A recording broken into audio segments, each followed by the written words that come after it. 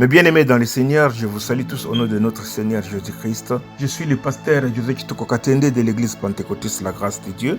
C'est dans le livre de Matthieu 6, le 25e verset. C'est pourquoi je vous dis, ne vous inquiétez pas de votre vie, de ce que vous mangerez, ni pour votre corps, de quoi vous serez vêtus. La vie n'est-elle pas plus que la nourriture et le corps plus que les vêtements? Éternel Dieu, bénis cette parole, bénis tous mes bien-aimés qui vont l'écouter. En fait, le Seigneur Jésus-Christ nous dit ici de ne pas nous inquiéter. Nous devons comprendre en tant qu'enfants de Dieu, parce que nous devons d'abord savoir, nous sommes les enfants de Dieu. Lorsque nous avons cru, nous sommes devenus les enfants de Dieu. C'est ça notre identité. C'est comme ça que Dieu nous voit. Nous appartenons à la famille royale. Donc nous sommes le prince. Et Jésus-Christ est l'héritier et nous sommes co-héritiers avec lui. C'est-à-dire, nous avons tout. Nous n'avons aucune raison de nous inquiéter. Nous avons tout en Jésus-Christ. Jésus dit, j'ai vaincu le monde. Il a vaincu le monde pour nous. C'est-à-dire, il ne peut pas y avoir un défi dans le monde que nous ne serons pas à mesure de surmonter. Avec lui, nous passons d'exploit en exploit. Même lorsque ça ne marche pas, la Bible dit, tout concourt au bien de ceux qui aiment le Seigneur. C'est-à-dire, toutes les mauvaises situations que je peux traverser, les situations difficiles que je suis en train de vivre, cela contribue à ma réussite. Ne pas s'inquiéter ne veut surtout pas dire ne pas travailler. Bien sûr, toute l'humanité est bénie, y compris ceux qui ne prient pas, y compris les musulmans, les bouddhistes. Dieu a béni l'humanité. Et pour avoir cette bénédiction, il faut travailler. Et nous, en tant que chrétiens, nous devons faire autant. Et pendant que nous y sommes sur la terre, il y a des situations difficiles qui peuvent arriver. Mais cela ne peut jamais être une occasion pour nous de nous inquiéter, puisque nous avons tout en Christ. Et il faut avoir la foi, parce que la foi est basée sur les promesses de Dieu, les promesses que Dieu nous a données. Et ces promesses sont réelles, elles sont vraies. Et nous devons croire à ce que le Seigneur a dit. Et nous devons nous y mettre de toute notre force, de toute notre volonté, pour que ces promesses s'accomplissent dans nos vies, au lieu de nous inquiéter. Vous voyez, le problème est là. Au lieu de m'inquiéter, je m'accroche à la promesse et je continue de me forcer et je travaille pour que la promesse s'accomplisse au lieu de me plaindre. Puisqu'avec Jésus-Christ, j'ai tout. Le Seigneur a donné le meilleur de lui-même. Sur la croix, Jésus nous a donné le meilleur de lui-même. Nous n'avons aucune raison de nous plaindre encore, puisque nous avons déjà tout avec lui. Nous avons le meilleur de notre Seigneur. Et lorsque nous nous plaignons, des fois, le Seigneur se dit, lorsque nous nous inquiétons, lorsque un enfant de Dieu s'inquiète, le Seigneur dit, mais qu'est-ce que je n'ai pas fait pour lui?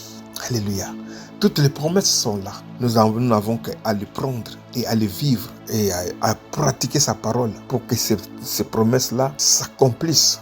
Voyez, Jésus dit, nous devons être attachés à lui pour porter des fruits, c'est-à-dire pour la réalisation des promesses. Nous devons rester attachés à lui. Et lui, il va nous montrer comment réussir. Souvent, les enfants de Dieu se plaignent parce que nous n'avons pas la connaissance du lendemain, parce que nous ne savons pas ce que le lendemain va nous amener. Et cela, très souvent, devient une raison des inquiétudes pour nous, pour nous en tant qu'enfants de Dieu. Or, le lendemain appartient au Seigneur.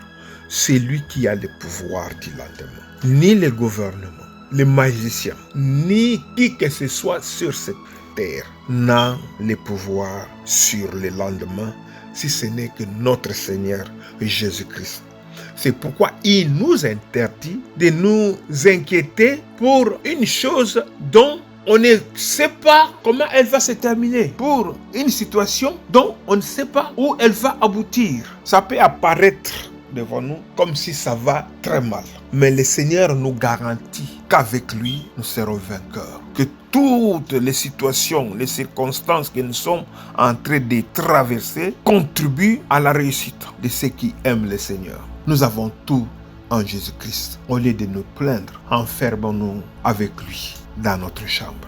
Prenons du temps à l'adorer, car les inquiétudes, les plaintes n'ajouteront rien, ne changeront rien à ce que nous sommes en train de traverser. Mais lorsque nous passons du temps avec notre Seigneur, bien-aimé, croyez-moi, cela nous donne de l'avantage. Et lui, lorsque nous sommes coincés, il crée un chemin devant nous. Il nous met devant les personnes qui peuvent nous ouvrir les portes pour que nous puissions traverser la situation que nous croyons difficile à résoudre.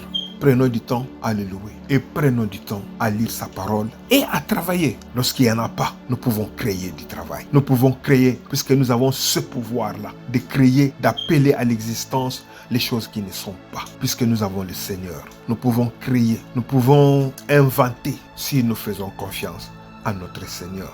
Rien n'est impossible avec notre Seigneur Jésus-Christ. Nous sommes appelés à progresser avec le Seigneur. Nous sommes appelés à aller de l'avant, c'est-à-dire à affronter de nouvelles situations. Et le Seigneur nous garantit que nous serons toujours vainqueurs, puisqu'il a déjà vaincu le monde. Joseph, en Égypte, lorsqu'il s'est retrouvé en prison, il pouvait se décourager et dire que tout est fini, alors que Dieu avait de grandes choses encore à faire avec lui. Personne ne pouvait imaginer encore Joseph au sommet de l'Égypte, avec les motifs, la raison pour laquelle il se trouvait en prison.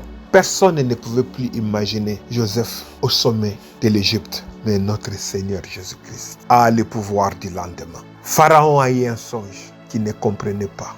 Et ce songe parlait du lendemain. Et notre Seigneur a donné l'explication à Joseph. L'explication du lendemain. La solution sûre, c'est qu'il allait être le lendemain. Alléluia. Ne vous inquiétez de rien. Ne vous inquiétez de rien. Puisque Jésus a vaincu le monde. Il a le pouvoir sur le lendemain. Bien-aimé. Que cette parole, cette exhortation te fortifie, toi mon bien-aimé, afin que malgré les situations, les moments difficiles que nous pouvons traverser, que cela ne nous éloigne pas de notre Seigneur, que cela ne nous amène pas à trouver des solutions qui ne sont pas dans la volonté de notre Seigneur Jésus-Christ. Nous devons avoir foi, faire confiance à notre Dieu.